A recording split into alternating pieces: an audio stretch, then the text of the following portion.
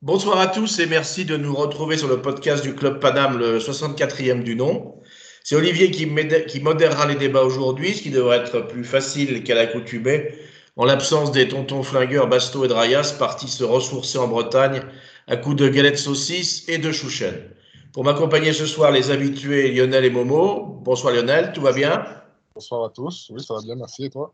Ça va, ça va. Momo, heureux de cette rentrée triomphale en Ligue 1? Très content, on va en parler. Donc bonsoir à tous et on va avoir l'occasion, on va dire, de pouvoir débriefer un peu tout ça et de parler un peu de l'actualité qui pollue un peu le club ces derniers temps. Ça va être cool, ça va être sympa. Et puis on salue ce soir la première participation de Dom, dont le sang est rouge et bleu depuis la naissance, et à qui je vais demander d'abord de se présenter brièvement. Alors, Dominique. Salut à tous. Moi, c'est Dom. Je suis un vrai Parisien. J'habite dans le 15e. Et je suis supporter du PSG depuis toujours. Je suis biberonné au PSG. Mais mon père était supporter du PSG. Mon grand-père était supporter du PSG. On est derrière le club depuis toujours. Dans les bons et dans les mauvais moments. J'ai été abonné presque 10 ans au parc. J'ai 300 matchs. D'Auteuil à la tribune I, en passant maintenant par le Junior Club. Et je suis un fidèle parmi les fidèles. Mon QG, c'était les 3 obus depuis toujours. Et quoi qu'il arrive, je suis derrière le club. Quoi qu'il arrive, je suis derrière le club, ça reste quand même le leitmotiv de la totalité d'entre nous, parce que des quoi qu'il arrive, on en a connu quand même quelques-uns. Alors, au sommaire ce soir, on démarrera en revenant largement sur les débuts réussis du Paris Saint-Germain au parc face à un bien frileux Nîmes Olympique. On mettra un petit coup de projecteur sur l'interview intéressante que Tourelle a donnée hier soir au CFC. Et on n'échappera pas au nouvel épisode du feuilleton languissant brésilien de l'été qui a connu d'autres développements cette semaine en dehors et dans les tribunes. Alors on démarre sans plus tarder par le PSG Nîmes 3-0 d'hier. On peut dire que c'était une opposition marquée au sceau de la Ligue des talents Conforama, et vous sentez dans le ton désespérant de ma voix que c'est malheureusement ce qui risque de nous attendre encore cette année. Un bon vieux attaque-défense sur un demi-terrain. Je pense qu'on va demander aux jardiniers du parc de ne tondre que la moitié de la pelouse, puisque c'est là où se passe, dans le camp nîmois, les demi-temps. Un bloc ultra bas, positionné en 6-3-1, avec des Nîmois qui étaient venus surtout là pour ne pas prendre une valise, malheureusement. Et même si c'est toujours difficile, surtout en début de saison, du fait des états de forme disparates et de la grosse préparation foncière, c'était difficile de forcer un tel blocus. On peut dire que le PSG n'a pas tremblé, l'a fait tranquillement, sans jamais être en danger. Le résultat final, c'est 3-0, avec une ouverture du score sur penalty par Cavani la 24e. Un deuxième but par l'inévitable Mbappé la 56e, avant que le même génie français ne donne la balle du 3-0 à Angel Di Maria à la 69e. Une stat pour résumer l'ultra-domination parisienne, 74,2% de possession, record de la saison dernière battu dès la première journée. Alors, on va commencer traditionnellement par ce que vous avez aimé dans ce match, et puisque tu es le petit nouveau, Dom, à toi la parole. Moi, ce que j'ai aimé, déjà, moi, je te trouve un petit peu dur, Olivier. Moi, déjà, ce que j'ai aimé dans ce match-là, c'est que déjà, c'était du foot. On nous a seriné tout l'été avec la Coupe du Monde féminine et tutti quanti avec un niveau qui est quand même très, très faible. Après, on a enchaîné par une Copa América, une CAN, qui était plus la coupe des bouchers charcutiers que réellement du football. Et là, on a vu quand même une équipe, même si effectivement c'est du début de saison, tout doit se mettre en place, mais on a vu un vrai match de la part du PSG de haut niveau. Alors après, je m'enflamme pas, je me rends bien compte que tout n'est pas en place, mais j'ai vu quand même une vraie volonté de poser le jeu et d'essayer de faire quelque chose de correct. Et franchement, moi, ça fait longtemps que je n'ai pas vu sur un tout début de saison, avec les problématiques de préparation qu'on peut connaître habituellement, les voyages à l'étranger, j'ai trouvé que franchement, on était pas mal. On était pas mal. La première mi-temps était un peu faiblarde, mais dans l'ensemble, j'ai trouvé que c'était une performance de très bonne qualité du PSG, avec une volonté et un engagement qu'on espère leur voir avoir pendant l'intégralité de la saison. Merci, Dom. Lionel, partages-tu l'enthousiasme de ton petit camarade? Bah après, oui, c'est un premier match, un match d'ouverture. Je trouve que le Paris Saint-Germain a fait le taf. Ce que j'ai aimé, c'est surtout ça, c'est on a su monter on a su augmenter le rythme pendant le match. On a su accélérer au fil du temps et puis réussir à marquer 3 buts lors d'une première journée. Donc, on va dire que c'est ce qu'on va retenir de positif pendant ce match. Momo, tu as quelque chose à ajouter par rapport à tes deux prédécesseurs? Ouais, bah, je dirais simplement qu'on a fait un match sérieux. En fait, je suis satisfait. On va dire, ils ont répondu à nos attentes. On a vu un PSG assez cohérent. Ce que j'ai aimé, on va dire, à partir de la 10e ou 12e minute, c'est la période où, enfin, c'est le moment du match où on a vu le Paris Saint-Germain commencer vraiment à poser le jeu et vraiment à siéger le camp adverse.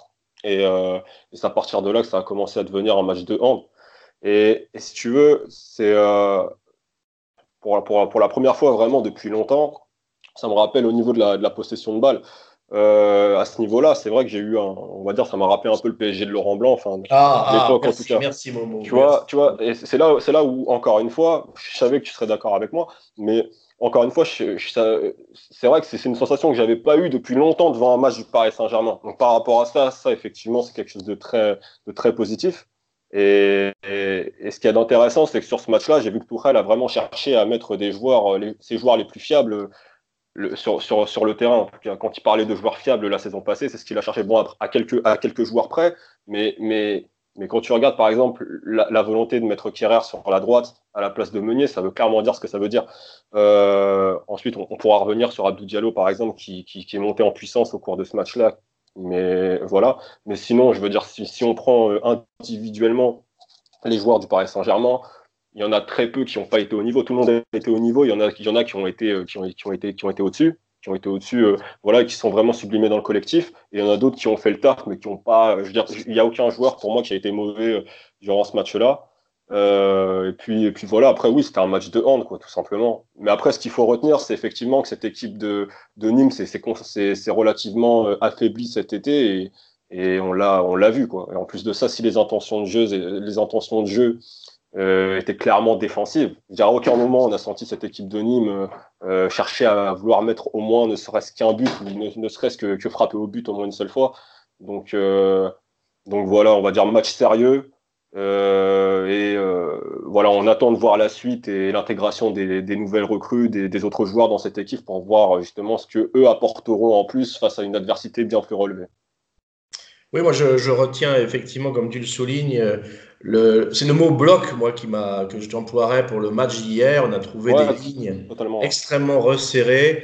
L'équipe a joué, emmenée par Thiago Silva, au-delà de la ligne médiane et a fait un pressing extrêmement efficace à la perte de balle. J'ai eu l'impression de retrouver les principes que Tourelle avait énoncés, qu'on n'avait pas forcément vus l'année dernière, surtout en deuxième moitié de saison. Bon, on va passer maintenant à ce que vous n'avez pas aimé, et s'il y a des choses que vous n'avez pas aimé. Lionel, tu commences. Ben, enfin, du côté du Paris Saint-Germain, il n'y a pas grand-chose à reprocher. Ce que je trouve dommage, souvent dans ce genre de match-là, c'est que l'adversaire n'ait pas les moyens de nous mettre un peu plus en difficulté et qui fait qu'on se retrouve avec une attaque défense pendant tout le match. Et ça peut paraître un peu lassant parce que c'est quand même intéressant de voir des matchs un peu plus disputés. Donc voilà, c'est tout ce qui m'a un petit peu déplu. Et puis, je ne vais pas trop revenir sur ce qui s'est passé en tribune. Chacun doit avoir son avis dessus. Momo, il y a d'autres choses que tu n'as pas aimé hier? Franchement, c'est compliqué, on va dire, de voir des points faibles, on va dire, face à une adversité pareille. Euh, donc non, pas vraiment. Il y en a certains, je sais très bien qu'il y en a certains qui reprocheront à Kehrer, on va dire, sa vocation de joueur trop défensif sur le côté droit. Moi, perso, à partir du moment où on aligne Kehrer sur le côté droit, je suis pas surpris et je m'attends pas à plus de sa part. Euh, Bernat, par rapport à Bernat, on sait qu'effectivement, il y a pas mal d'espace derrière. Et si on a un joueur en face un peu plus talentueux qu'un Zinedine Ferrat, par exemple, ça peut être un peu plus intéressant pour Nîmes.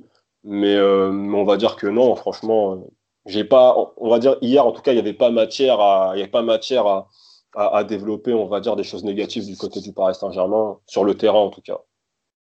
Dominique, es-tu capable de nuancer l'enthousiasme de ce que tu as aimé? Ouais, parce que je suis globalement tout à fait d'accord avec vous, particulièrement sur un premier match, mais j'ai trouvé que l'animation offensive, et on en reparlera hein, sur bien sûr le dossier, et même si Sarabia il a fait plutôt bien le job, j'ai trouvé que c'était quand même avant l'entrée de Di Maria, il ne s'est pas passé grand-chose offensivement. On a quand même buté pendant un long moment sur une équipe effectivement regroupée.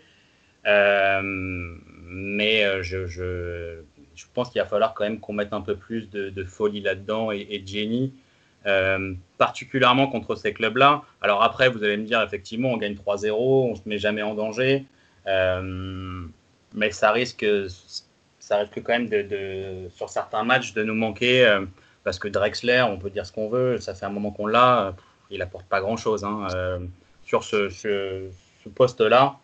Il va falloir qu'on trouve des solutions différentes et je me demande si dans l'effectif, on a de quoi aligner une équipe plus offensive et plus créative.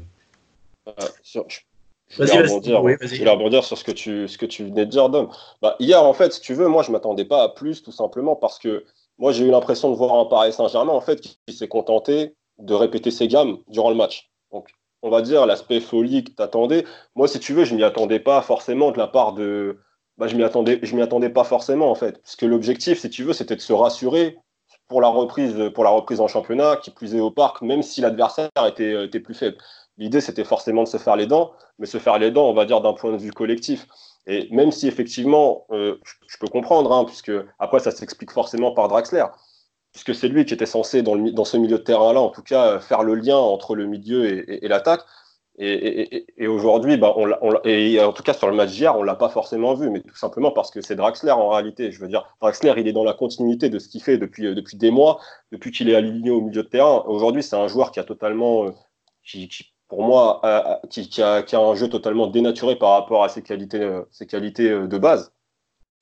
Dès le moment où il joue au milieu de terrain, c'est pour ça que Draxler, moi, au milieu de terrain, j'attends plus énormément de choses de sa part. Le jour où on le refera jouer à la rigueur ailier ou ailier droit ou ailier gauche plutôt, voilà, j'attendrai peut-être un peu plus de sa part. Mais dans ce milieu de terrain-là et dans ces circonstances, dans ces conditions-là, pour un match de reprise où le Paris Saint-Germain avait besoin de se rassurer, sincèrement, je l'attendais pas, j'attendais pas de génie, j'attendais tout simplement un PSG qui capable, on va dire, de faire circuler la balle, de passer d'un côté à l'autre, d'étirer cette équipe-là, justement pour créer des espaces et permettre aux avaleurs d'espace que sont des Cavani, des Mbappé ou des Sarabia, qui lui, justement, est très bon dans ce registre-là, justement, on va dire, d'exploiter ces espaces-là. Mais sinon, je suis d'accord avec toi. Je pense que sur les matchs à venir, si un joueur comme Draxler est trop neutre dans ce milieu de terrain-là, forcément, je veux dire, face à un autre adversaire que Nîmes, ça sera beaucoup plus compliqué. On voit bien surtout que Draxler remplace numériquement Neymar et toute la différence, Ouais. elle est là. Dans ces matchs contre des bus extrêmement resserrés, extrêmement agressifs et qui d'ailleurs finissent par s'user. On a revu des choses qu'on avait déjà vues par le passé avec des difficultés en première mi-temps, puis au fur et à mesure des matchs, avec la répétition des efforts du camp adverse, on voit des espaces se créer. Mais bon, c'est sûr que la différence saute aux yeux et Neymar était le joueur qui nous avait permis, par son activité, son talent individuel, de débloquer pas mal de situations. Et là, malheureusement, Draxler ne peut pas le faire. Donc c'est sûr que on voit, je suis d'accord avec toi, on voit beaucoup de cohérence dans le schéma de jeu, on voit beaucoup de fluidité, mais il manque un peu un accélérateur, un déstabilisateur. Et ça risque d'être problématique plus tard. Quelqu'un veut rajouter quelque chose par rapport à cette organisation? D'ailleurs, comment vous avez vu l'organisation, vous? 4-3-3, 3-5-2, 4-4-2, comment vous avez vu ça? Lionel? Ouais, ça va un côté un peu asymétrique dans le fait que Sarabia coulait vraiment côté droit. Et je pense que le vrai pendant de Sarabia, c'était plutôt Bernat. En première mi-temps, on a vu Mbappé des fois qui restait un peu côté gauche, mais qui avait tendance quand même à se retrouver au centre. Et donc, en phase offensive, ça ressemblait à un faux 3-5-2, puisque Kerr était un petit peu plus haut Ouais. que Silva et Diallo. Mais pour moi, sur les deux côtés, c'était vraiment Bernat à gauche et Sarabia. Ça va bien droit.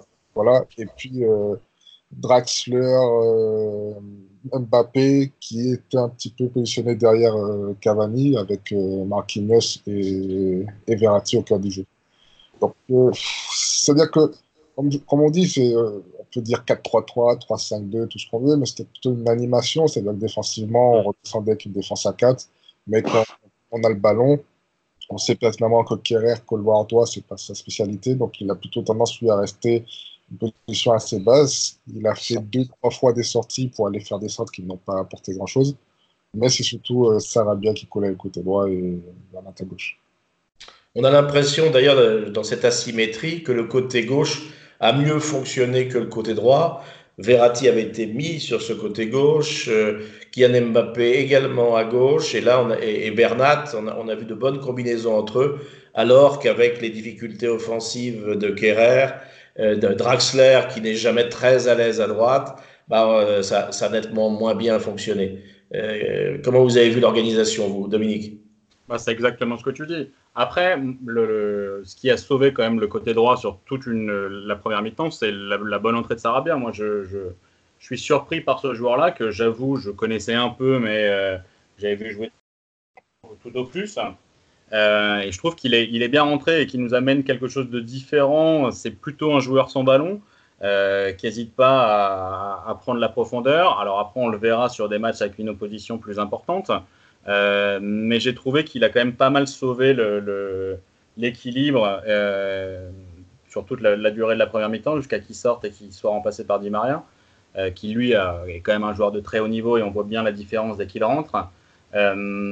Après, c'est spécifique je pense que ce résultat-là, il ne pouvait pas être autrement. Quand on place Kerrer, qui est quasiment un défenseur central et qui offensivement apporte rien, et que de l'autre côté, tu joues avec Bernat, qui défensivement vaut lui pas grand-chose, mais qui est un excellent joueur de ballon et offensivement qui apporte une vraie patte, tu peux pas avoir autre chose. Ça me paraît tout à fait logique qu'on se retrouve avec ce déséquilibre-là, mais je pense que Tourelle, dans son animation, joue déjà avec ce déséquilibre. Après, est-ce qu'on va pouvoir jouer longtemps avec Drexler sur ce poste-là? Pour moi, la réponse est claire et elle est non. Momo, sur l'organisation, tu as des choses à rajouter? Non, on va dire ça. On va dire vous avez un peu tout résumé. Je pense que l'idée de Tuchel, c'était avant tout, on va dire, je pense qu'il est conscient des faiblesses de son équipe, surtout on va dire au niveau des latéraux. C'est d'ailleurs pour ça justement qu'hier, je pense qu'il a évité de mettre Meunier derrière justement pour faire en sorte qu'il y ait au moins quand même 3 défenseurs de métier sur le terrain. Je pense que c'est parce qu'on sait que Bernat à la base, ça reste un joueur qui a une formation d'ailier. Je l'avais dit lors du dernier podcast, mais c'est la vérité. C'est pas un mec qui s'est construit comme footballeur en tant que défenseur, en tant que latéral gauche. Donc même s'il l'est depuis quelques saisons, pas de problème. Mais je veux dire, ça reste un joueur qui a de très bonnes qualités offensives, mais qui a de grosses lacunes défensives. Et je pense que l'idée, c'était clairement de favoriser cet axe gauche. Ce côté gauche avec Bernat et Mbappé qui ont une belle entente. Hein. Même on l'avait déjà vu la saison passée. Il y a vraiment quelque chose entre les deux. Et en plus de ça, de mettre Verratti entre eux justement pour apporter encore plus de fluidité, surtout un Verratti dans ces conditions-là. Donc voilà, comme tu l'as dit aujourd'hui, je pense que Tuchel justement il joue de ce déséquilibre-là. C'est vraiment ce que j'ai retenu et que je reprendrai. Et sur des matchs comme ça, en tout cas, ça passe.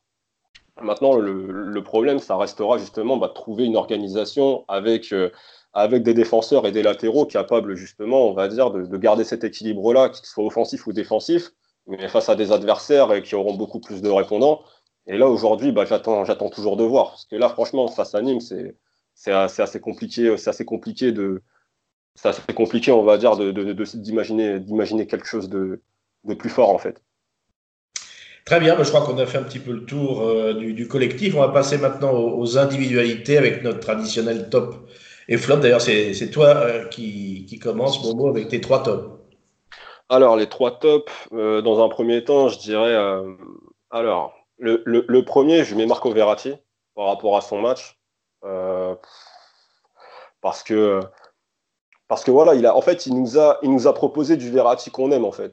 C'est-à-dire qu'il y avait tout, hein. Même le Verratti, dans ce match-là, il y avait le Verratti qu'on aime et un peu le Verratti qu'on déteste parce que voilà, il a toujours pas perdu sa gouaille quand justement il prend des cartons. Et d'ailleurs, enfin, sur la fin de match, je le trouve un peu agressif. Il est quand même sur le point de s'en prendre il peut s'en prendre un deuxième si l'arbitre justement la joue cow-boy.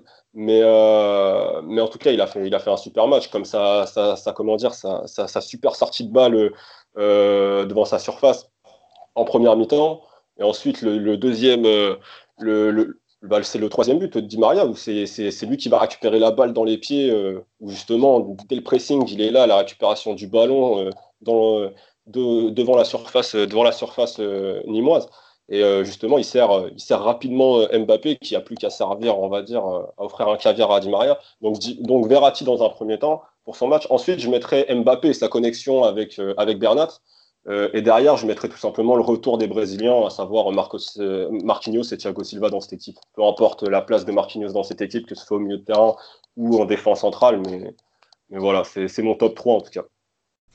Oui, et dans la performance de Verratti, moi j'y associerais Marquinhos parce qu'on a l'impression qu'il y a une grande complémentarité et connexion entre les deux joueurs. Ouais. Marco est sécurisé d'avoir derrière lui un Marquinhos qui a pris une dimension maintenant tant défensive, ça on la connaissait, Ouais. qu'offensive, et ils savent très bien alterner les positions, le jeu court, le jeu long, et depuis qu'il joue avec Marquis, je trouve qu'il a vraiment pris encore un peu plus d'assurance.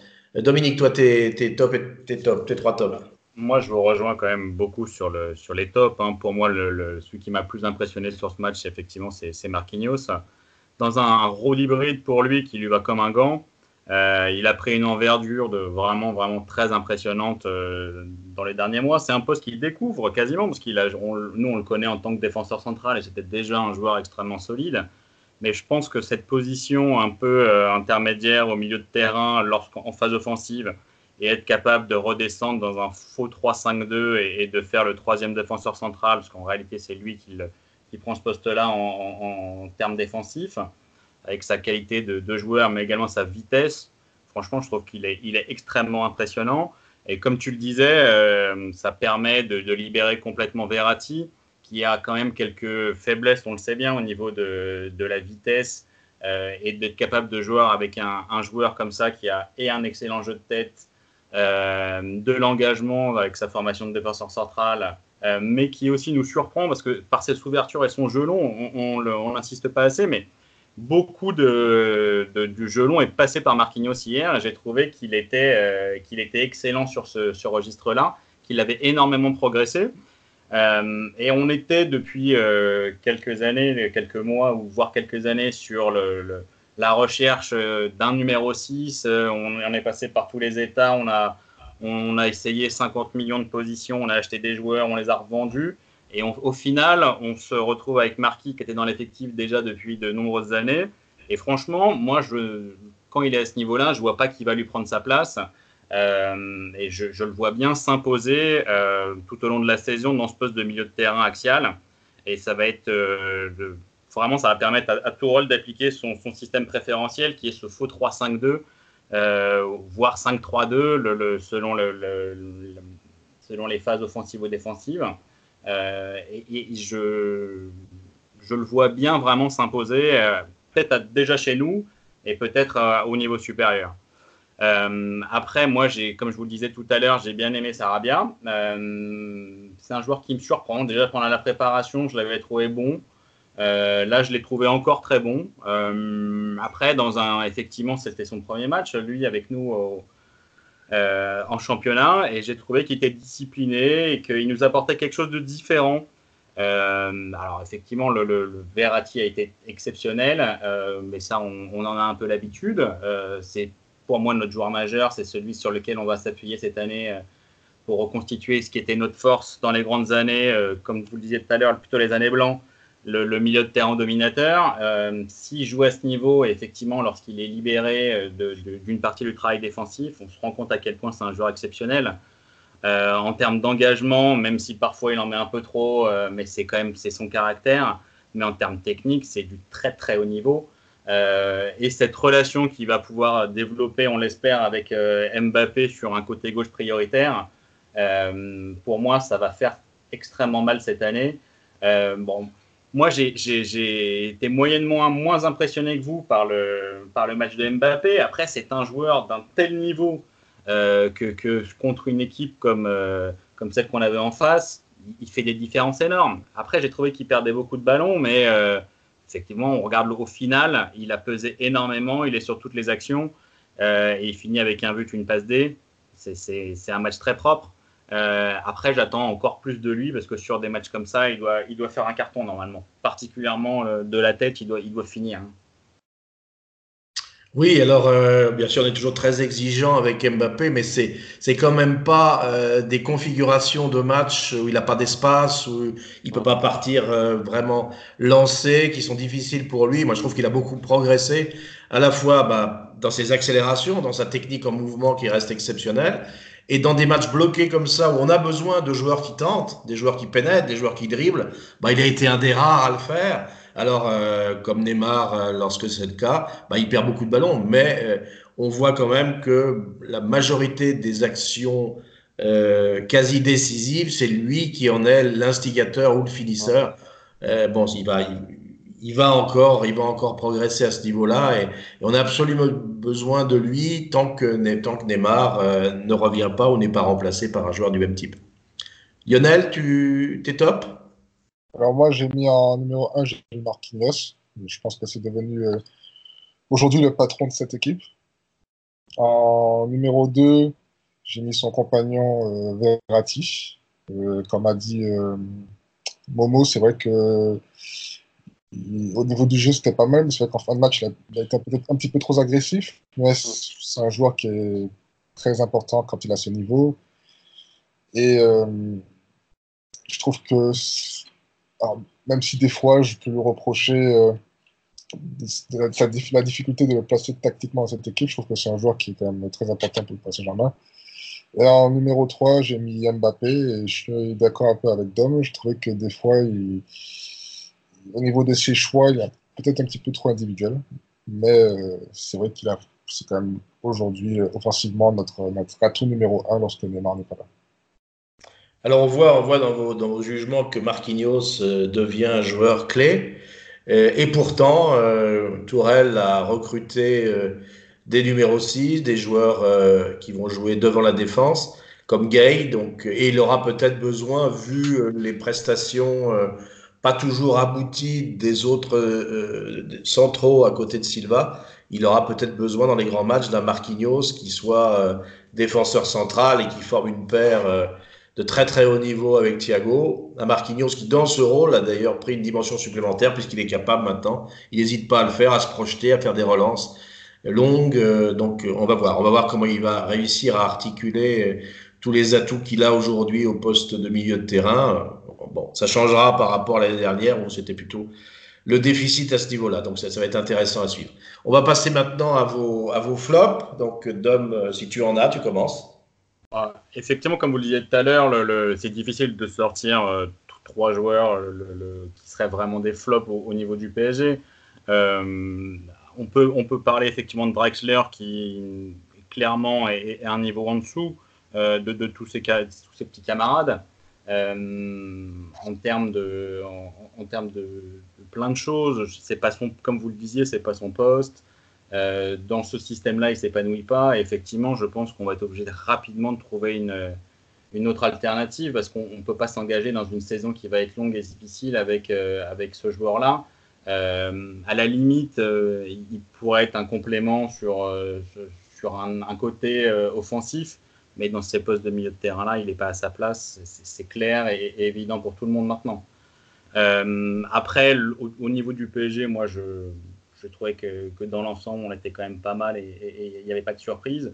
Moi, j'ai été surtout très surpris par par l'opposition qui est d'une faiblesse incroyable. Vraiment, il y avait vraiment pas grand-chose en face. On peut me dire qu'après, c'est un petit club, il y a moins de budget, il y a moins de choses comme ça, mais ça reste un club professionnel. Et ils sont venus pour rien faire, en fait. La seule chose qu'ils voulaient, c'est pas prendre un carton. Et les mecs étaient assez contents de se prendre 3-0 au final.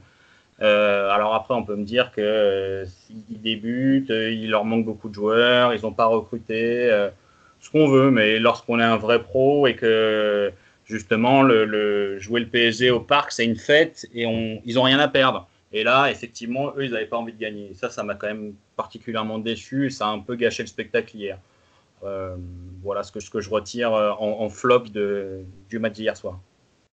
Oui, de toute façon, comme ils jouent, l'histoire récente a montré que la façon qu'ils ont utilisée par jouer ne peut leur donner qu'un résultat, c'est la défaite. Il n'y a qu'une façon d'essayer de faire quelque chose avec le PSG, et ça, c'est pas une question de talent, c'est une question d'agressivité, de volonté, etc.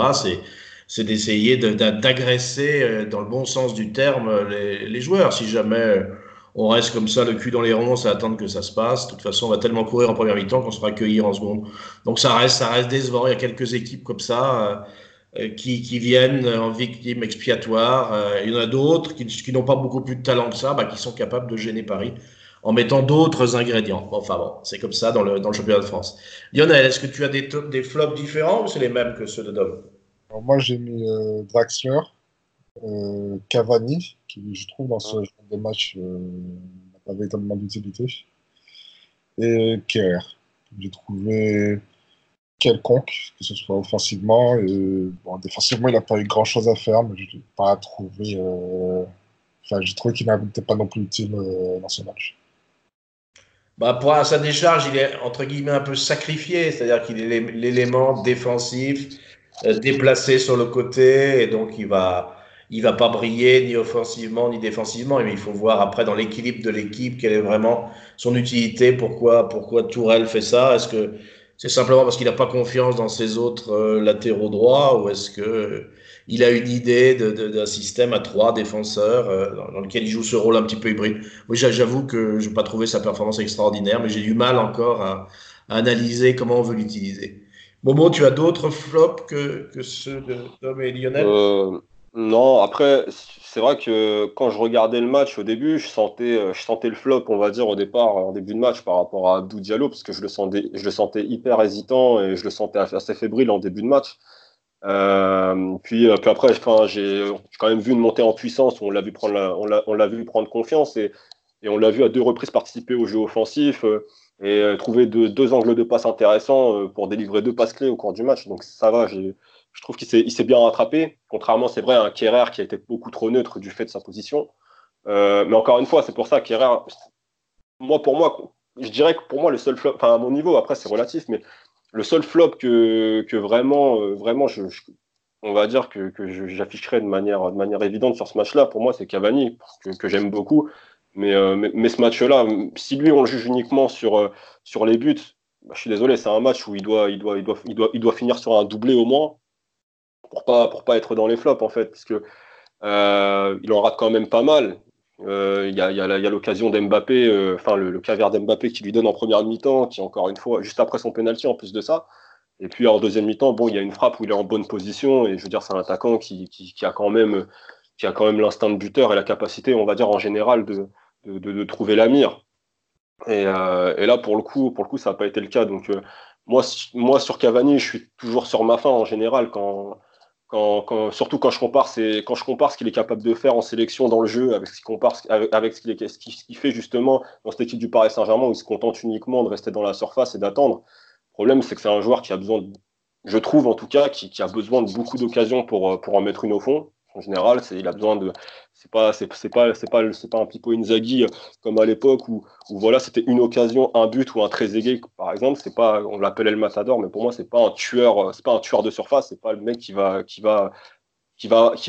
mettre la seule occasion du match au fond, quoi. Alors après, on dira c'est le premier match, c'est le premier match, mais voilà, si vraiment il y en a un qui était dans les meilleures dispositions, qui jouait à son poste et que je devrais considérer comme un flop sur ce match-là, c'est lui. Même si au final il sauve sa partie en marquant un penalty, Mais voilà. Et puis ensuite, j'en ai parlé. Je veux dire, après, c'est des flops vraiment relatifs. Mais j'ai pas envie de mettre Kerrer et Draxler dedans. Je veux dire, Draxler, je trouve qu'il s'est plutôt bien adapté, on va dire, aux consignes collectives de Tuchel. On va dire, l'objectif, c'était vraiment que le système, on va dire, que le système performe.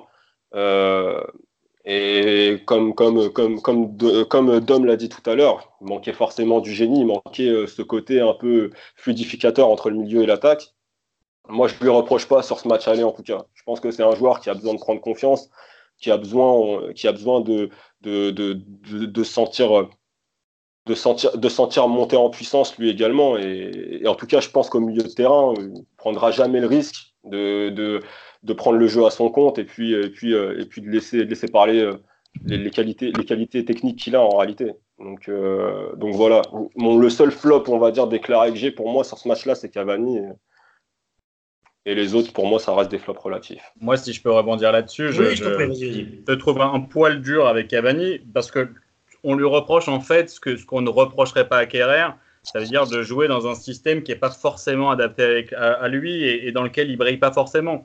Comme tu disais, en sélection, c'est plutôt un avaleur d'espace avec lequel il joue en duo et sur lequel il peut combiner. Là, on lui demande quand même, particulièrement ce type de match où c'est de l'attaque-défense, plutôt du hand, d'être vraiment entre les deux défenseurs centraux et de les fixer au maximum pour essayer de libérer les espaces pour les autres. Et c'est effectivement pas toujours dans ce rôle-là qu'il est le meilleur. C'est un numéro 9, mais est-ce que c'est une pointe comme on le voyait dans le passé? Je ne suis pas sûr. Et je trouve que c'est un peu dur, vu le travail défensif qu'il a là-bas, vu l'utilité qu'il peut avoir pour une équipe, de lui reprocher de jouer dans un système qui n'est pas forcément effectivement celui dans lequel il brille. Il a quand même délivré un super ballon à Mbappé que Mbappé rate de la tête, mais il lui met un caviar qui normalement aurait dû se transformer en passe d'ess et on aurait juste jugé son match avec un but et une passe d'ess. Effectivement, ça nous l'éclairerait peut-être d'un éclat différent. Alors moi, je te répondrais tout simplement en te disant que je trouve que mine de rien, Nîmes n'a pas, enfin voilà, je veux dire, l'adversité, elle était tellement faible que, je veux dire, dans une équipe avec une supériorité collective aussi élevée que le Paris Saint-Germain, je veux dire, Cavani, tu vois, il doit au moins marquer dans le jeu, il doit être capable de marquer dans le jeu et pas forcément que sauver sa feuille de match sur un penalty, tu vois, que sur une main adverse. Enfin, c'est comme ça que je vois le truc. Et encore une fois, moi, ce que je retiens dans ce match-là, c'est c'est le fait que Cavani n'ait pas marqué tout simplement à cause d'une maladresse. Parce qu'encore une fois, devant le but, je l'ai trouvé maladroit. Ouais, c'est vrai. C'est par rapport à ça. Voilà, c'est par rapport à ça. Mais encore une fois, moi, j'adore ce joueur-là. J'adore ce joueur-là et je me suis reposé la question, savoir pourquoi, tu vois, il y avait une différence entre eux. Mais je parle vraiment techniquement. Je veux dire, techniquement, c'est pas le même joueur avec la Céleste, avec l'Uruguay, avec le Paris Saint-Germain. C'est pas du tout le même joueur. Et si tu veux, je me suis toujours posé ces questions-là. Maintenant, c'est vrai qu'avec le Paris Saint-Germain, en fait, par rapport à ce qu'il propose dans le jeu, tu peux le juger uniquement sur son nombre de buts en réalité. Maintenant, moi, et pourtant, je pense qu'il ne faut pas. Je crois que c'est le seul joueur de sacrifice, et je parle de sacrifice à la fois offensif et défensif qu'on a devant. Devant, on a des joueurs très brillants techniquement, des joueurs qui sont capables de faire d'énormes différences, mais qui n'ont pas une implication, voilà, un replacement, un investissement. Cavani, c'est un joueur qui ne brillera jamais. C'est un joueur qui va se taper tout le sale boulot. Il faut avoir joué numéro 9 pour savoir ce que c'est que de se coltiner, d'aller dans le courage, de se coltiner les défenseurs centraux, de prendre des coups pendant tout le match, pas pouvoir se retourner, etc. Donc il a quoi? Il va avoir, du fait de sa technique rudimentaire, il va avoir 3-4 occasions.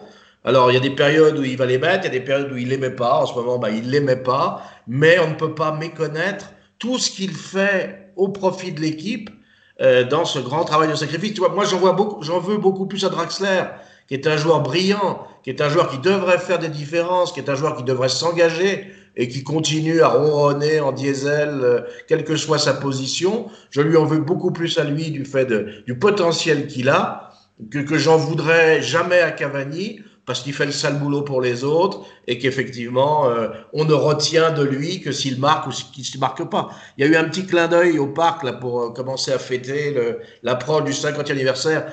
On recevait l'immense Carlos Bianchi. Bah moi j'étais en âge d'aller voir Carlos Bianchi au parc. Il y avait des matchs où on ne le voyait absolument pas. Et donc, des matchs qui rataient complètement parce que Carlos Bianchi, il n'y a qu'un truc qui l'intéressait, c'était le but. Il en a mis des wagons. Mais bon, voilà, c'est des joueurs très particuliers qu'il faut juger sur la globalité de leur rôle au sein de l'équipe et pas seulement en comparaison avec leurs camarades qui sont beaucoup plus brillants, mais qui profitent très largement de l'investissement de Cavani. Après, je suis d'accord avec toi, Olivier, mais en fait, si tu veux, moi, je prends en perspective les dernières saisons de Cavani. Moi, ce que j'attends de Cavani, en fait, si tu veux, c'est ce côté tueur devant le but, en réalité. C'est qu'aujourd'hui, ils les mettent. Je pense que le Paris Saint-Germain franchira un cap, surtout on en parlera après, mais un Paris Saint-Germain qui se dirige, on va dire, qui se dirige dans une direction sans Neymar aujourd'hui. On en reparlera après. Mais je pense que voilà, aujourd'hui, on peut plus se permettre. Enfin, en tout cas, moi, ce que j'attends d'un Cavani, c'est vraiment ce stand-up de sa part. Parce que moi, sur les derniers matchs, je veux dire sur les dernières saisons, je veux dire, j'ai pas le souvenir d'un match où Cavani, tu vois, nous a sauvés en Ligue des Champions, où il aura été le Messi, et voilà.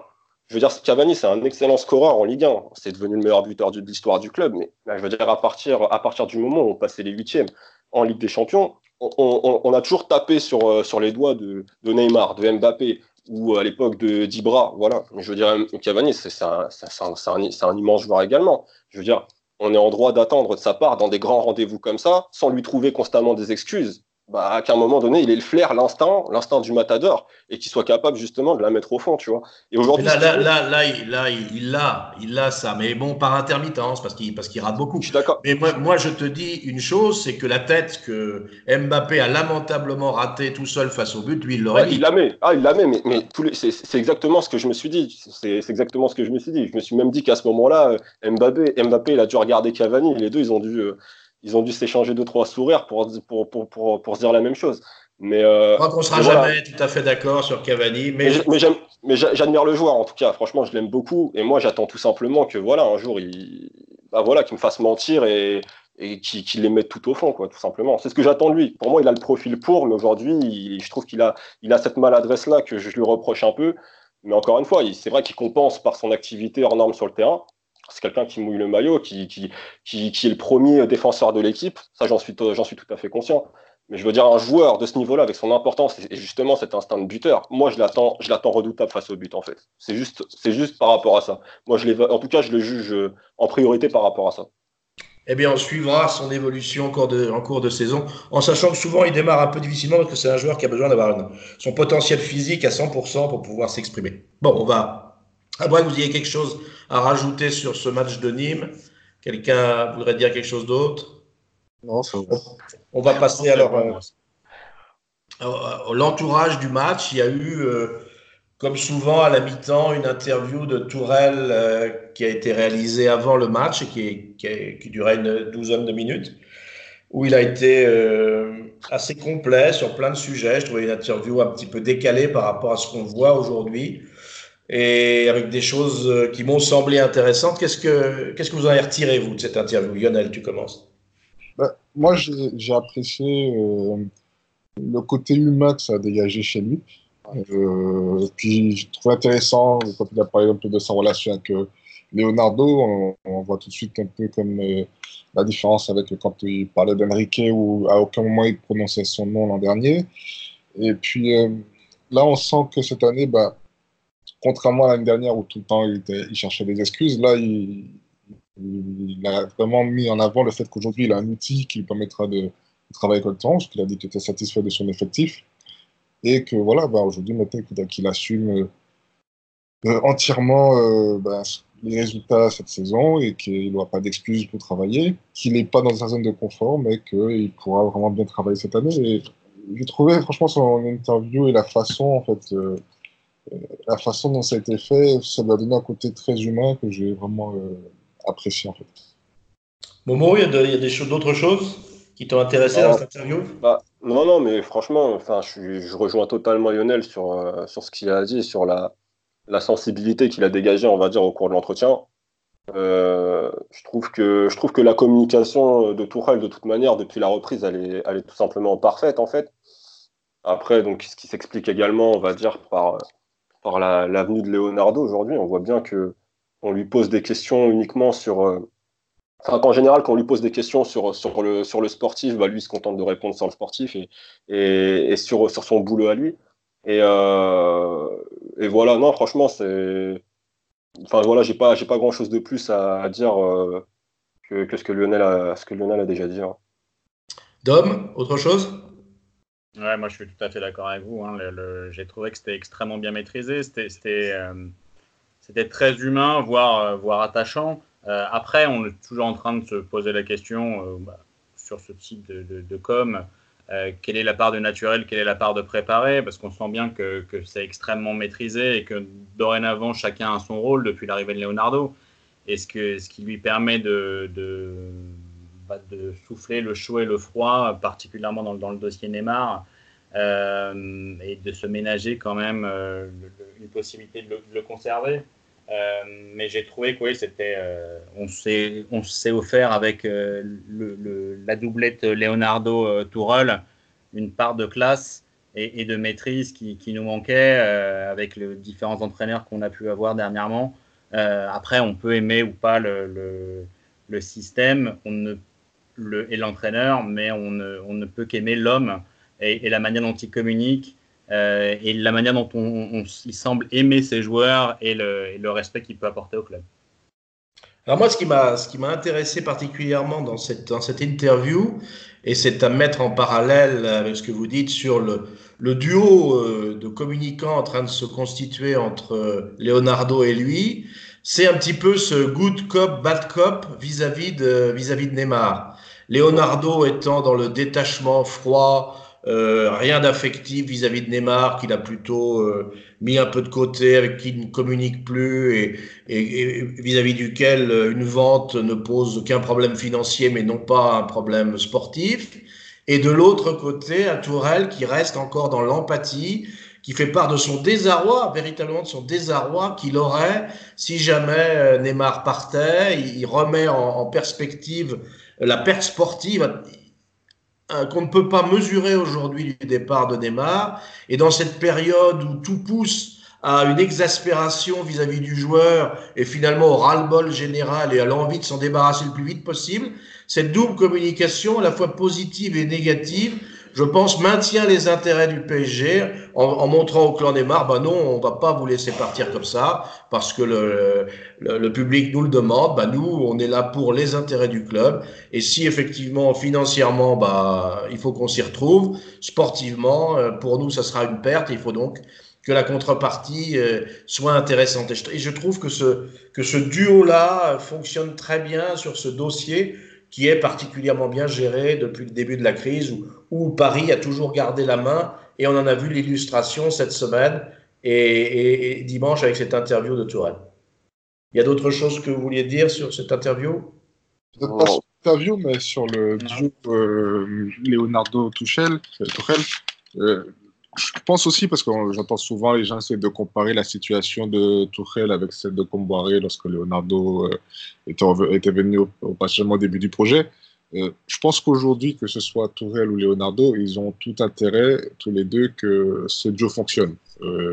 Tourelle, parce que aujourd'hui, il a quelqu'un qui communique très bien, qui connaît son métier, qui est capable de lui permettre de travailler dans de bonnes circonstances.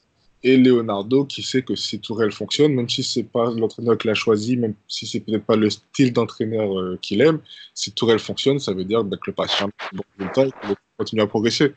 Donc je pense que on le voit de toute façon avec le recrutement cette année qui porte surtout la patte Tourelle dans les choix. On le voit qu'aujourd'hui, les deux essaie de mettre en place une organisation qui permette à tout un chacun de trouver sa place et de permettre au Paris Saint-Germain d'avancer. On va suivre ça jusqu'aux premiers orages qui, malheureusement, dans la longue histoire du PSG, ne vont pas manquer d'éclater un moment et un autre, et on verra quelle sera la gestion de ces moments faibles par ce duo. Bon, on va passer maintenant, malheureusement, comme chaque semaine, au feuilleton interminable de Neymar partira, partira pas. Maintenant, on peut plus avoir de doute, hein, même si les choses ont été un petit peu masquées. Il est sûr que le joueur veut partir et il est sûr que le PSG n'a pas spécialement envie de le garder dans ces conditions-là.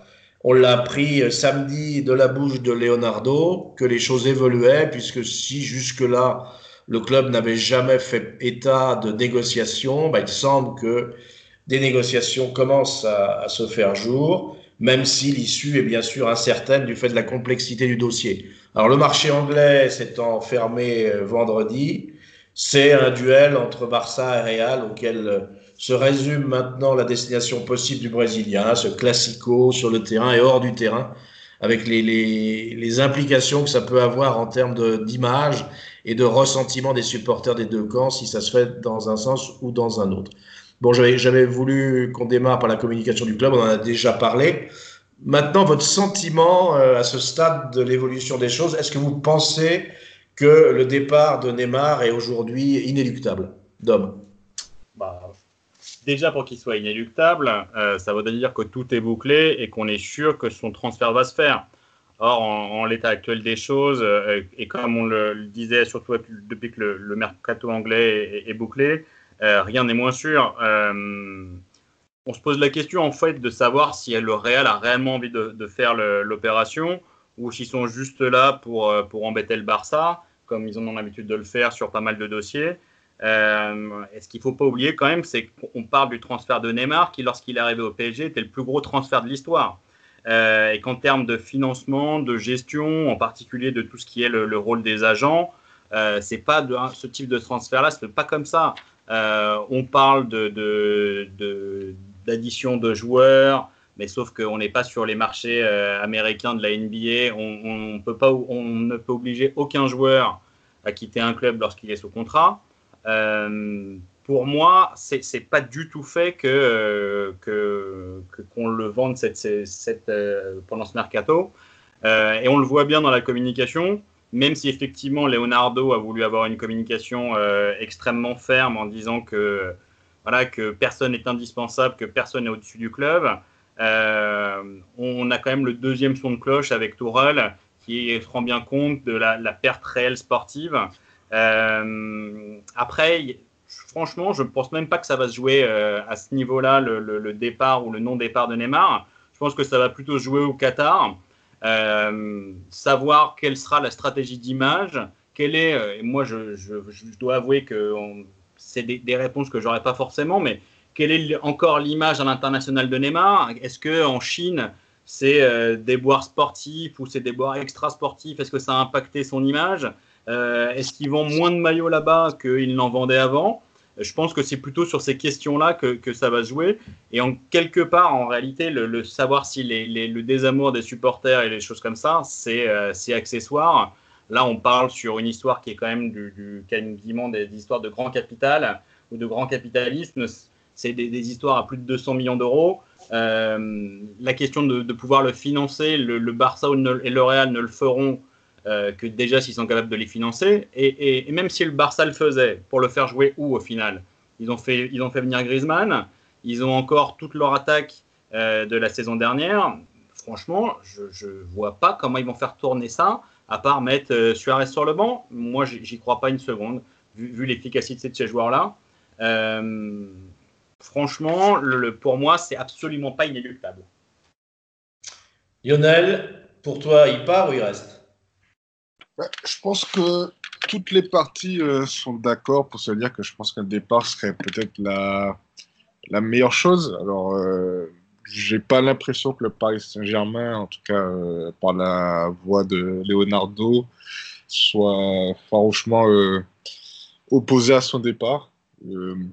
Surtout que on se rend compte, plus le mercato avance, que finalement, les infos comme quoi le Paris Saint-Germain avait 100 millions, 150 millions de budget ont l'air plutôt fausses. Et j'ai l'impression que Leonardo, alors il a fait un premier mercato en apportant les retouches nécessaires à l'effectif de Tuchel, mais j'ai l'impression que lui, il a envie de renforcer l'effectif avec peut-être 2 ou 3 joueurs, et que sans argent, ben, il ne pourrait pas faire ce mercato, et que donc le départ de Neymar l'arrangerait en ce sens.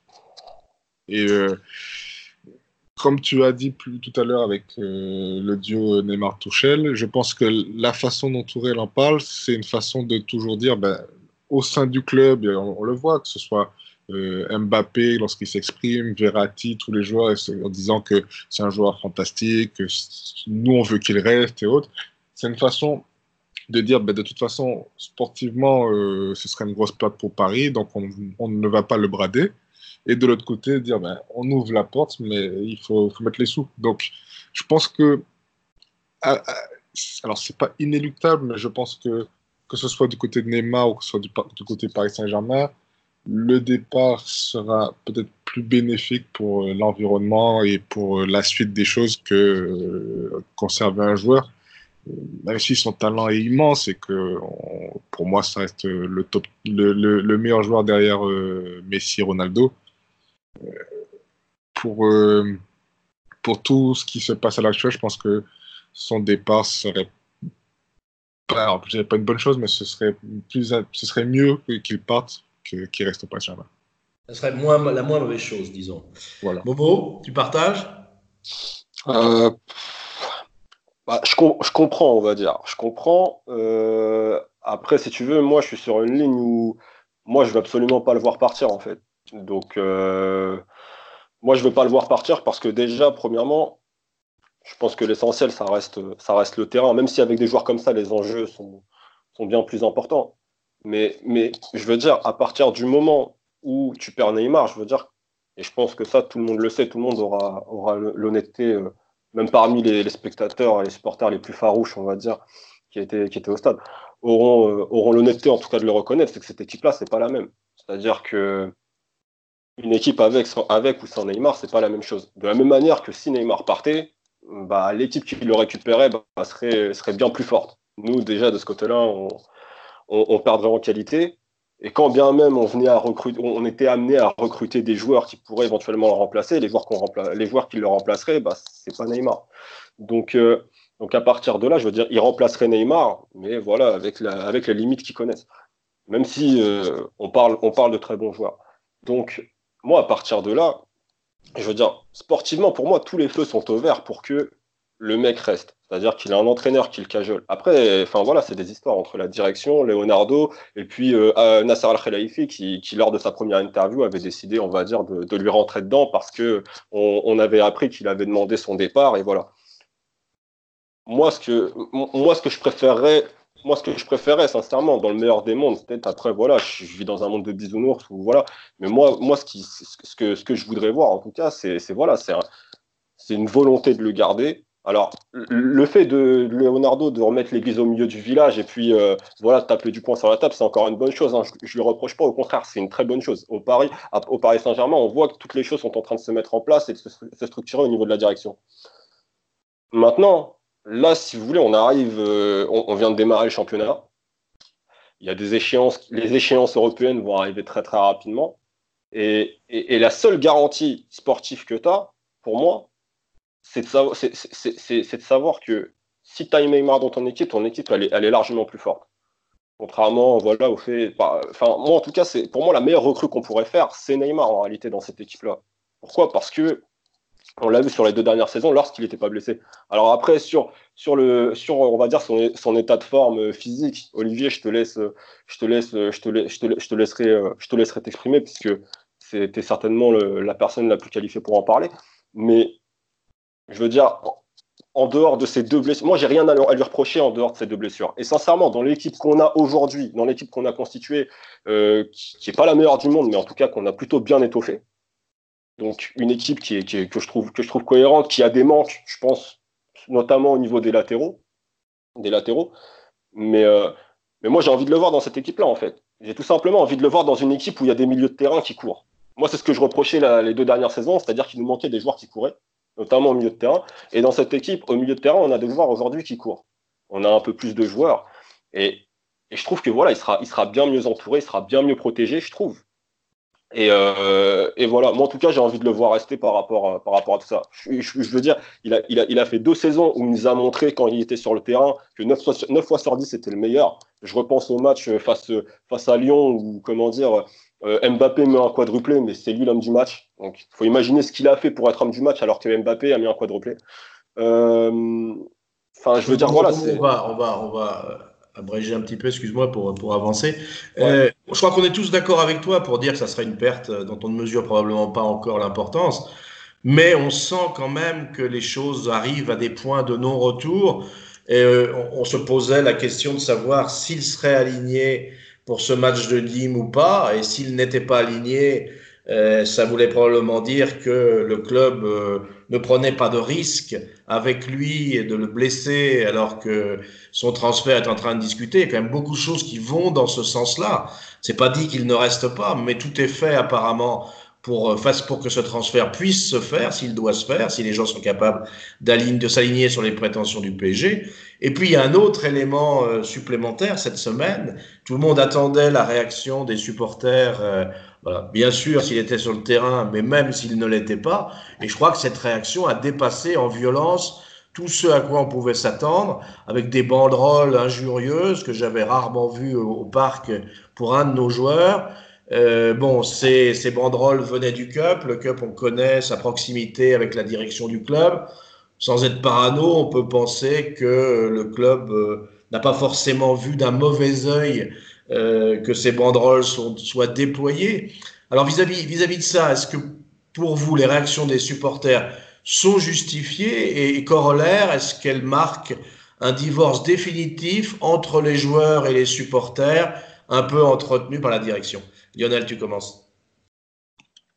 Alors, je veux pas trop parler de est-ce que c'est justifié ou pas. Moi, j'ai mon avis sur la question. De toute façon, on avait déjà discuté de ça au préalable. Je ne suis pas pour toute forme de violence, qu'elle soit verbale, physique ou autre. Après, dans un stade de foot, il y a des choses qui sont tolérées. Après, c'est qu'on appelle le folklore. Chacun est libre d'apprécier ou pas ce genre de situation. Moi c'est pas quelque chose qui me fascine, mais bon. Je vais surtout plutôt parler de est-ce que le divorce est consommé et définitif? Moi, je pense que tous les supporters ont souvent la mémoire courte. Et on peut le voir un peu partout en Europe. Je vais prendre l'exemple du gardien que l'on suit en ce moment, Donnarumma, qui, lors de sa prolongation compliquée avec le Milan AC, avait subi les foudres de ses supporters, où c'était aussi vindicatif, où il y avait des billets qui étaient lancés sur lui et autres. Et lorsque sa prolongation a été signée et les mois qui ont suivi, ben, la relation elle s'est reconstruite. Et c'était pareil avec Icardi, avec l'Inter de Milan. À un moment, c'était très difficile. Ça s'est reconstruit. Bon, là, c'est redevenu difficile. Ça a toujours été comme ça. Où, de toute façon, à partir du moment où les choses ne vont pas dans le sens des supporters, ben, ils vont être énervés. Si demain matin, Neymar venait à rester au Paris Saint-Germain, qu'il alignait les bonnes prestations et qu'il montrait sur le terrain qu'il était investi dans le projet, la relation avec les supporters, alors elle serait peut-être pas aussi chaleureuse qu'avec Cavani, mais les supporters seraient derrière lui parce que ben, il porterait le maillot du Paris Saint-Germain et qu'il donnerait tout. Donc je pense que dire que c'est définitif, non, je n'y crois pas parce que je pense que le supporter en général oublie à partir du moment où la personne fait les efforts nécessaires. Momo, pour toi, justifié et divorce? Pas justifié. Maintenant, moi, enfin, voilà, mais je rejoins, je suis sur la même ligne que Lionel. Après, je pars du principe que, voilà, on va dire le supporter de football en général, comme l'a dit Lionel, il est hyper versatile en réalité. Donc, et sincèrement, parce que c'est Neymar, en réalité, je ne m'inquiète pas. Parce que si jamais il était amené à rester, en 3-4 matchs, je suis sûr et certain qu'il y aurait plus aucun problème. Parce qu'encore une fois, avec les échéances qui viendraient, les échéances en Ligue des Champions notamment, qui viendraient assez rapidement, je veux dire, voilà, tout le monde comprendrait que cette équipe-là, elle est infiniment plus forte. Et je veux dire, en plus de ça, c'est relayé par Mbappé qui le dit. Je veux dire, on ne le force pas à le dire, Mbappé. Tourelle que ce soit Verratti ou voilà, tous les joueurs de l'effectif le disent également. Donc, moi, j'ai plus tendance à écouter ce que les joueurs disent, surtout des aussi bons joueurs. J'ai plus tendance à les écouter et à les écouter vanter les mérites d'un aussi grand joueur que Neymar l'est, que de m'attarder en tout cas sur des réactions de déception de supporters déçus, on va dire, par la situation. Dom? Moi, je suis exactement sur la même ligne que vous, les gars. Hein. Après, je nuance en plus le rejet que peuvent avoir les supporters de ce joueur, parce que, comme tu le disais, Olivier, on se pose la question jusqu'à quel point les banderoles qu'on a pu voir apparaître en tribune ont été téléguidées par la direction du club un petit peu, ou tout du moins très fortement tolérées. Moi, je ne suis pas sûr que l'ensemble des supporters du PSG aient ce rejet. Et je pense qu'il suffirait de se remettre au boulot, nous remontrer le joueur magnifique qu'il est capable d'être, et simplifier un peu son jeu, parce que ça nous a quand même pas mal agacé sur les 2 dernières saisons, au-delà du fait qu'il était blessé sur les moments décisifs. Il y a quand même quelques moments où il était difficilement supportable quand il nous driblait 3 fois le même joueur. S'il épurait son jeu, c'est quand même du top niveau, et de loin pour moi, même si on adore Mbappé, le meilleur joueur du PSG. Et je pense que c'est quand même le joueur le plus efficace qu'on ait jamais eu statistiquement sur les matchs qu'il a joués en termes de buts et de passes décisives. C'est le plus efficace qu'on ait vu. Et on a vu quand même un certain nombre de grands attaquants au sein de ce club qui commence à avoir une longue histoire. C'est quand même, et d'assez loin, le joueur le plus efficace. Je pense qu'il lui suffirait de revenir sur le terrain avec un bon esprit et la volonté de se racheter. Et assez rapidement, tout serait oublié, puisque comme vous l'avez dit, le supporter n'a pas de mémoire, et la seule chose qu'il veut, c'est qu'on gagne. Et même moi, s'il m'a quand même souvent énervé, particulièrement par sa communication, j'ai pas trop kiffé l'idée que le grand moment de sa carrière, ça soit la remontada. Je pense que vu la carrière qu'il a, il aurait pu nous sortir autre chose. Il n'empêche que s'il nous fait le même niveau de performance et d'efficacité, particulièrement en Ligue des Champions, on oubliera ça extrêmement rapidement. Et on redeviendra tous fans du joueur magnifique qu'il est capable d'être. Alors, corollaire, si vous pensez que les supporters sont capables d'oublier, comment pensez-vous que réagira Neymar si jamais ses désirs de départ n'étaient pas couronnés de succès? Est-ce qu'il est capable de s'investir autant qu'il l'a fait ou il ne l'a pas fait au PSG aujourd'hui? Momo. Ouais, c'est la grande inconnue. Moi, j'ai l'impression quand même que Momo? On t'entend plus là. aujourd'hui, il y a une certaine forme d'incompréhension. Ouais, tu m'entends? C'est bon? Oui, c'est bon, c'est bon. Vous m'entendez? Oui. Ok, d'accord. Il y a une certaine forme d'incompréhension du joueur, on va dire, autour du traitement qui lui est réservé. Parce que moi, sincèrement, c'est vrai, je veux dire, on peut dire ce qu'on veut, mais ça reste un Brésilien qui vient du Brésil avec sa façon de voir le football, sa manière d'appréhender le foot, qui est le Brésil qui est un pays de football. C'est un des plus grands joueurs du monde, qui a joué au Barça, qui a joué en Espagne. Et en France, c'est vrai qu'on lui reproche pas mal de choses. On voudrait corriger certaines choses dans son jeu qui font au final partie de sa personnalité, qui font partie de lui en tant que footballeur, mais en tant qu'homme en réalité, puisque lui, il vit le football de cette manière-là. Et j'ai l'impression que dès le départ, on va dire, c'est le truc sur lequel on a cherché un peu à le prendre en grippe. Après, il y a le côté un peu bling-bling, star, joueur de foot, le joueur sud-américain, voilà, avec les tatouages, tout ce qui va avec, les coupes un peu excentriques. Mais je veux dire, Pogba, il nous faisait les mêmes choses il y a quelques années également. Il le fait plus maintenant, mais voilà. Donc par rapport à ça, aujourd'hui, je pense qu'il y a quand même une certaine forme d'incompréhension de sa part aujourd'hui. Et aujourd'hui, l'idée, c'est de savoir où lui il en est par rapport à ça. Maintenant, moi, sincèrement, je le dis très nettement, à sa place, moi, je veux dire, tout dépend du comportement de la personne, enfin voilà, mais je pense qu'à mon avis, il est très très sensible à ça, puisqu'au final, on le voit très peu s'exprimer. Il est très sensible à ça. On sait qu'il avait une relation forte avec les membres, avec ses collègues du Barça. Et forcément, je veux dire, ce contexte-là, il va forcément entraîner de la nostalgie chez lui. Donc, mais est-ce qu'il va être capable de la surmonter? S'il n'a pas le choix, oui. Si à un moment donné, l'idée en fait du Paris Saint-Germain, c'est de faire semblant de le mettre sur le marché pour en finale, à la fin, le garder ou tout simplement dire bon écoutez, finalement dire au Barça, au Real ou aux divers clubs intéressés, bon bah finalement c'est mort, on le garde. Je veux dire, lui, de toute façon, quoi qu'il arrive, il sera quand même obligé de jouer, parce qu'il ne passera pas à côté d'une saison où il aura l'opportunité de se montrer, surtout dans une équipe du Paris Saint-Germain qui n'aura jamais été aussi, on va dire, complète depuis son arrivée. Donc là, je veux dire, le contexte, il sera tout bénef pour lui. Donc moi, on va dire, c'est plus sur ça que je joue, mais j'espère forcément. Moi, j'espère une chose, c'est que la décision, ça sera de le garder en réalité. Mais voilà. Et après, à la fin, il faudra forcément arrondir les angles et tout ce qui va avec. Mais c'est compliqué. Dom, est-ce qu'un joueur pour qui le plaisir est le moteur principal peut se remettre d'une déception comme ça et faire comme si rien n'était? C'est des grands professionnels, même si effectivement, des fois, on est assez surpris par un certain nombre d'attitudes personnelles, de ce qui peut se passer à l'extérieur et la manière dont ils peuvent mener leur vie. Il n'empêche que ce type de joueurs, ça reste des grands professionnels et qui ont l'habitude des remises en cause.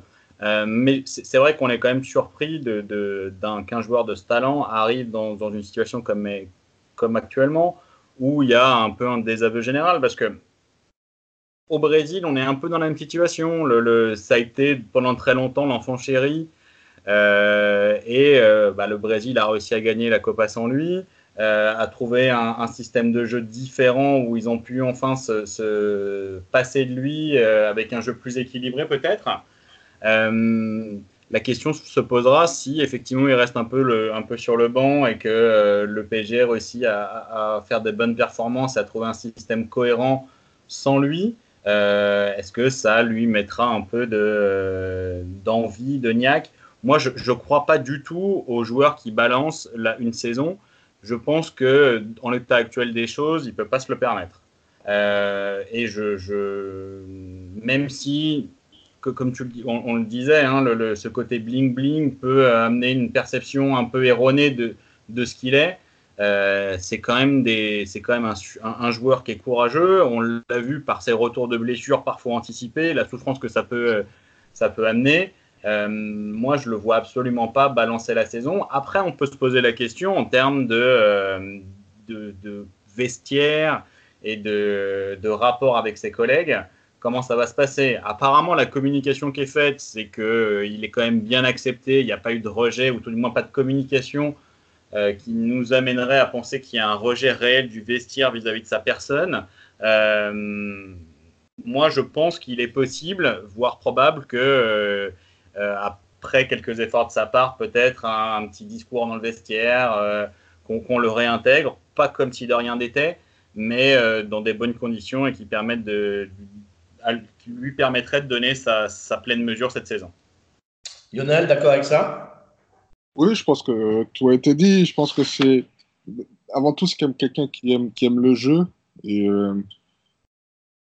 je pense qu'il voudra rejouer et prendre du plaisir sur le terrain. Après, le souci c'est que c'est quelqu'un qui aime peut-être le plaisir à l'extrême et qui peut rentrer dans un individualisme et se faire plaisir et ne pas penser au collectif. Donc il faudra peut-être voir ça. Mais je pense que il y a quand même en ce moment des leaders qui se dégagent un peu dans cette équipe. Je prends le cas de Marquinhos, même Mbappé, voire Verratti. Et ça reste des joueurs qui sont assez proches de lui. Donc je pense que le groupe peut lui permettre de se réintégrer et de se dire, bon ben voilà, j'ai encore une année à faire et essayer ne serait-ce que pour lui, pour son image à l'extérieur, de donner tout pour montrer une belle image et de montrer le joueur exceptionnel qu'il peut être. Bon, maintenant, imaginons malgré tout le pire, le départ de Neymar, sur l'influence duquel reposait une grande partie de l'animation offensive. Et on a vu, à la fois dans le discours de Tourelle et dans les faits, depuis qu'il n'est pas là, combien c'est moins facile pour le PSG, notamment dans ces équipes très regroupées. Donc, Dom rappelait que le Brésil avait été capable de se réinventer sans lui. Comment vous verriez le PSG sans Neymar, avec comme corollaire le fait que dans les montages de son départ, on parle certes de cash, mais aussi de joueurs qui pourraient venir. Est-ce qu'il y a au Real, au Barça, des joueurs qui, sans avoir son talent, peuvent avoir une influence similaire à la sienne, ou alors il faut trouver d'autres solutions que un remplacement poste par poste d'homme? Alors, ce qui me paraît clair, c'est que si deal il doit y avoir, je ne vois pas comment il pourrait se faire sans l'ajout de joueurs, même si effectivement il va falloir obtenir l'accord de ces joueurs. Hein. Après, moi, ce qu'on lit souvent, c'est que ces clubs, et le Barça et le Real, ont tendance à avoir envie de nous refiler un peu leurs joueurs, disons, indésirables. Et je ne suis pas sûr qu'on ferait une excellente affaire, même si on parle de joueurs de qualité. Hein. Au Real, on nous a parlé de Rames, de Modric, de Kroos, de ce type de joueurs. Je ne suis pas sûr que déjà c'est des joueurs, sauf Rames qui est assez jeune encore, mais que c'est des joueurs qui ont la qualité ou qui vont nous apporter sur la durée. Ce qui est clair, c'est qu'ils n'ont pas le même niveau. Je pense que si on a quand même une pépite, si on décide de le vendre et de demander des contreparties des clubs, il faut qu'on ait la possibilité de choisir des joueurs qui réellement nous apporteraient un plus sur des postes sur lesquels on est un peu déficient. Moi, je reste un fan d'Isco ou ce type de joueur ou de Carvajal. Après, est-ce que le Real serait prêt à les lâcher? Je ne suis pas convaincu. Mais disons, si on devait le lâcher, c'est pour des joueurs qui nous apportent un vrai plus et pas pour débarrasser le Real ou le Barça de leurs vieux joueurs type Rakitic. Je sais qu'il y a beaucoup de gens qui sont fans de Coutinho et c'est vrai qu'il sort d'une excellente Copa América, mais moi je suis pas convaincu. Je suis pas certain que même s'il a été pendant longtemps sur ce poste de numéro 10, il soit capable de devenir le dépositaire du jeu du PSG. On parle de Dembélé, je trouve que c'est un gros risque, particulièrement lorsqu'on connaît les histoires d'implication défensive et des joueurs avec lesquels il serait associé. Je pense que si on doit faire jouer cette idée d'échange, c'est plus sur des joueurs type Semedo qui sont des arrières droits ou des choses comme cela. Pour lequel il y aurait un vrai intérêt et qui apporterait réellement au groupe, plus que sur la superstar qui remplacerait pour poste Neymar, ce qui n'arrivera pas parce que personne ne remplacera Neymar. Donc, si on admet qu'il n'y a pas de joueurs dans les effectifs de Barça et du Real capables de nous aider offensivement, comment jouer offensivement sans Neymar? C'est là toute la question. Je pense qu'en l'état actuel des choses, et on le voit bien avec l'équipe alignée hier, lorsqu'on fait jouer Draxler, il nous manque un joueur. Après, je ne suis pas sûr que dans les effectifs du Real ou du Barça, même s'ils sont pléthoriques, il y ait le profil idéal pour nous. Moi, je serais dans l'idée d'essayer de récupérer effectivement peut-être un latéral de très haut niveau parce qu'ils en ont pléthore dans leurs effectifs pour combler un vrai manque et d'essayer d'avoir le maximum de cash pour faire un gros coup sur les joueurs qui pourraient être disponibles sur le marché. Moi, j'ai un rêve et je l'annonce ici, même si effectivement, je ne suis pas sûr que dans le système, il soit parfaitement adapté. Mais pour moi, le rêve pour remplacer Neymar, ça serait Pogba, même si c'est un poste complètement différent. Mais en termes d'image et d'impact au sein de l'effectif, je pense que ça ferait l'affaire et plus que l'affaire. Mais Pogba, c'est 150 briques et puis le marché anglais étant clos, c'est quand même difficile pour Manchester de s'en séparer. Et Dybala, ton avis sur la solution Dybala qui semble revenir le plus souvent? C'est un excellent joueur. Après, est-ce que c'est un joueur qui peut prendre le jeu d'une équipe à son compte? Je pense qu'au très haut niveau, on a eu la réponse avec la Juve, qui a tenté le coup. On est tous d'accord pour dire que c'est un excellent joueur. Après, est-ce qu'il n'est pas capable de passer le cap et devenir le dépositaire du jeu d'une équipe de top 5 européen? Je ne le pense pas.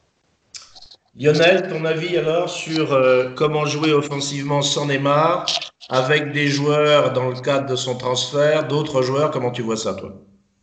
Moi, je vais prendre deux exemples. Le premier, c'est Manchester City, qui je trouve aujourd'hui, pour moi, le plus bel effectif en Europe, avec à chaque poste deux joueurs de très haut niveau, sans pour autant avoir un Cristiano Ronaldo, un Messi ou un Neymar dans leur équipe. Et je pense que alors, le Paris Saint-Germain a la chance d'avoir Neymar et aussi Mbappé. Si demain matin on venait à perdre ces deux joueurs, il faudrait qu'on parte sur le modèle de Manchester City, c'est-à-dire partir sur vraiment avoir à chaque poste des joueurs de très haut niveau, ce qui n'est pas aujourd'hui le cas du Paris Saint-Germain. Le deuxième exemple, pour moi, c'est le transfert de Zidane en 2001, où la Juve a accepté de laisser partir Zidane avec beaucoup d'argent et a utilisé cet argent pour recruter à l'époque Buffon, Thuram et Pavel Nedved, avec le résultat qu'on a eu, qu'on connaît en tout cas. Et je pense que si tu perds un joueur comme Neymar, ça ne sert à rien de chercher un joueur capable de faire du Neymar. On n'en trouvera pas. Donc il faudra partir sur peut-être deux ou trois joueurs de très haut niveau qui vont venir renforcer l'équipe du Paris Saint-Germain et qui vont donc modifier notre approche du jeu. Parce que quand un joueur comme Neymar, ben, forcément tes circuits passent beaucoup plus par ce joueur parce que c'est un joueur qui demande le ballon, qui peut faire les différences seul, qui, quand il a le ballon au pied, crée des situations que aucun autre joueur peut faire. Mais tu es tout à fait capable de rajouter dans l'effectif du Paris Saint-Germain deux, trois joueurs, un latéral, un gardien de haut niveau, un 8-10, qui vont modifier peut-être un peu le style du Paris Saint-Germain, qui vont apporter autre chose, mais qui vont nous permettre peut-être d'être un peu plus cohérents, d'avoir peut-être un peu plus de profondeur de banc, parce qu'on aura aujourd'hui des joueurs qui vont peut-être être mis sur le banc et qui ont un bon niveau, et qui vont apporter autre chose. Donc je pense que, alors, le mieux ce serait une très grosse somme d'argent. Après, quand on voit les prix qui sont demandés, oui, une belle somme d'argent plus un ou deux joueurs. Et là, je rejoins Dom. Il n'est pas question d'aller chercher des Rakitic, Modric, qui sont des joueurs en fin de parcours. Un Isco, par exemple, que j'aime beaucoup aussi, il n'est pas un titulaire indiscutable au Real. Je pense que si le Real veut vraiment Neymar, ils peuvent lâcher un Isco, sachant que dans l'effectif, ils ont d'autres joueurs. Et au Barça, oui, au Barça, il y a des joueurs. Après, je pense qu'il y a plus. Je vois plus de joueurs au Real qui peuvent apporter un plus au Paris Saint-Germain qu'au Barça. C'est vrai qu'un Coutinho que j'aime bien aussi, on peut avoir des doutes sur son niveau parce que, mis à part Liverpool, que ce soit à l'Inter ou au Barça, il n'a pas été non plus exceptionnel. Donc, je ne sais pas si c'est un joueur qui a besoin de certains contextes pour mieux s'exprimer. Donc, oui, je pense qu'il faut trouver le bon deal et je fais confiance à la direction pour ça. Et ton avis sur Dybala? Dybala, c'est un très bon joueur. C'est un joueur qui est beau à voir jouer, qui a beaucoup de talent. Mais c'est pareil, les 2 dernières années, il n'a pas été un joueur indiscutable à la Juve. Alors, c'est un joueur que j'aime beaucoup, mais j'ai un petit doute à son sujet sur sa faculté à être le facteur X d'une équipe. Et en fait, j'ai peur que quand il arrive au Paris Saint-Germain, il arrive avec un peu l'étiquette du remplaçant de Neymar et qu'il n'arrive pas à gérer cette pression. Alors, s'il venait au Paris Saint-Germain, je serais content, mais je pense que s'il vient au Paris Saint-Germain, il ne faut pas qu'il vienne seul. C'est-à-dire qu'il faut qu'il vienne accompagné par exemple, un Milinkovic-Savic ou enfin, un joueur de ce profil-là qui serait capable aussi de prendre le jeu à son compte dans le milieu de terrain. Momo, tu conclus là sur l'animation Ouais. offensive sans débat? Bah, on va dire pour répondre, on va dire aux éventualités en cas d'éventuel départ. Moi, dans un premier temps, déjà, il est évident que, on va dire, les joueurs qui essaieraient éventuellement de te refourguer le Real ou le Barça, on va dire d'eux-mêmes, déjà, c'est mort dès le départ. Je veux dire, on peut même pas, on va dire, prêter attention à ce genre de joueurs-là. Donc, on va dire, du côté du Real, hormis un Keylor Navas, mais que j'intégrerai même pas dans une éventuelle transaction, dans la transaction avec un Neymar, que je ferai à part, à la rigueur, si on devait le faire. Et avec le Barça, à la rigueur, les deux joueurs qui seraient vraiment intéressants pour combler, on va dire, un peu, pour rééquilibrer, on va dire, les forces dans l'équipe. Voilà. Pas pour combler le départ de Neymar, mais plus pour compenser, on va dire, son départ. Et pour rééquilibrer un petit peu les faiblesses du PSG. Bah forcément, moi, je pense que je partirais sur Coutinho, parce que moi, j'ai très peu de doutes sur ce joueur-là. Je l'ai vu faire une très bonne Copa América. Et je pars du principe qu'il y a certains joueurs qui ne sont pas Barça compatibles. Il y a des joueurs qui sont pas Barça compatibles. C'est comme ça. Et il y a des très bons joueurs, mais à partir du moment où tu les mets au Barça, ils n'ont pas l'ADN. Donc, c'est pas la peine de forcer. Et moi, déjà, à l'époque, je comprenais pas l'achat de Coutinho au Barça. Moi, je pensais qu'à ce moment-là, je pensais plus qu'ils allaient faire revenir Thiago Alcantara, ce qui aurait été d'ailleurs plus intéressant pour eux au passage. Mais le recrutement de Coutinho, au final, c'est Liverpool qui a fait la meilleure affaire. Mais j'ai jamais compris son départ au Barça. Donc après, moi je pars du principe que c'est une histoire de contexte, encore une fois. Pour moi, tu le mets au Paris Saint-Germain, c'est un joueur qui court, c'est un joueur qui a une qualité technique, qui est capable de jouer en une, deux touches de balle, de très bien se placer entre les lignes, qui a une très belle frappe de balle, qui a une qualité, une vision de jeu assez impressionnante également. Donc dans une équipe comme ça, enfin voilà, pour moi, clairement, si tu veux, c'est un joueur qui est en situation d'échec, comme Di Maria était en situation d'échec quand il était à Manchester United, par exemple. C'est comparable. Je prends les deux cas, pour moi, c'est similaire. Donc, un Coutinho à Paris, moi, je demande à voir si Neymar n'est plus là. Et ensuite, éventuellement, un Nelson Semedo que le Barça ne lâchera jamais, qu'ils ne lâcheront jamais. Mais voilà, s'il y a quelque chose à faire, c'est, je pense, sur ces deux joueurs-là. C'est sûr et certain. Et si tu me poses la question sur Dybala, j'admire le joueur. Je l'aime beaucoup. Maintenant, pour moi, c'est un joueur que je considère capable de porter une équipe parce que l'année où la Juve arrive en finale de Ligue des Champions, c'est lui qui porte la Juve. Même s'il y a un collectif, tout ça, mais offensivement, c'est quand même lui qui tient la Juve. Même si en finale, justement, il passe à côté de sa finale, mais c'est quand même lui. Donc, c'était juste pour préciser. Mais dans cette équipe-là, avec ce système, je vois pas la place qu'on pourrait lui faire. Et sincèrement, encore une fois, pour moi, ce que Dybala ferait dans cette équipe-là, avec le positionnement, Di Maria est également capable de le faire aujourd'hui. Donc non. Je peux juste... Vas-y, Lionel. Rapidement. Vas-y. Pour Dybala, ça ferait un peu ce que je disais tout à l'heure, c'est-à-dire que ça pousserait l'un des offensifs sur le banc et ça renforcerait un peu l'équipe.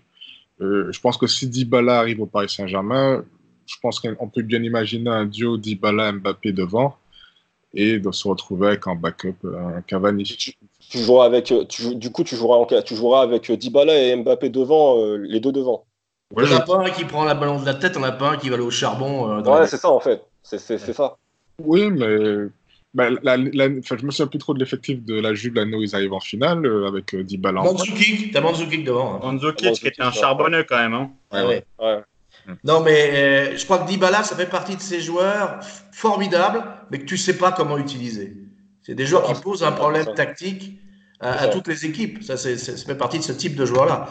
On en a un au Paris Saint-Germain qui s'appelle Verratti, donc on va pas rajouter un autre, quoi. Mais aujourd'hui, si Neymar part, si on peut refoutre Draxler sur le banc et mettre n'importe qui un peu bon à sa place, je pense qu'on aura gagné quelque chose quand même. Parce que le remplaçant de Neymar aujourd'hui dans l'effectif, c'est notre ami Draxler. Et ça fait peur. C'est vrai. Bon, je crois qu'on a fait un bon tour encore ce soir. Merci de nous avoir suivis, j'espère jusqu'au bout. Et merci de cliquer sur un petit like si vous avez apprécié cet opus. Abonnez-vous également sur notre espace Club Paname sur YouTube. Vous pouvez retrouver, outre les podcasts, des vidéos courtes d'analyse ou des débats. Il ne reste plus qu'à prendre congé de vous en vous donnant rendez-vous a priori lundi prochain pour la revanche contre Rennes. À nouveau, un bon petit match d'attaque-défense avec 6 défenseurs rennais. Merci la Ligue 1. Alors bonsoir et merci à vous trois. Dominique, content pour cette première participation ? Ravi. Franchement, je vous remercie encore de l'honneur que vous m'avez fait de me permettre de participer. Vraiment, j'y ai pris énormément de plaisir. Merci à toi. On va discuter de ton cas parmi les élites, mais je pense que ça devrait pouvoir se reproduire. Bonsoir Lionel, Bonsoir à tous. et bonsoir et encore merci à Momo. Merci Olivier, et puis Lionel et Dominique, content d'avoir échangé avec vous ce soir. Moi de même. Ouais, moi aussi. C'était un vrai plaisir. Merci à tous et à bientôt. Merci. Bonne soirée. Bonne Salut. soirée.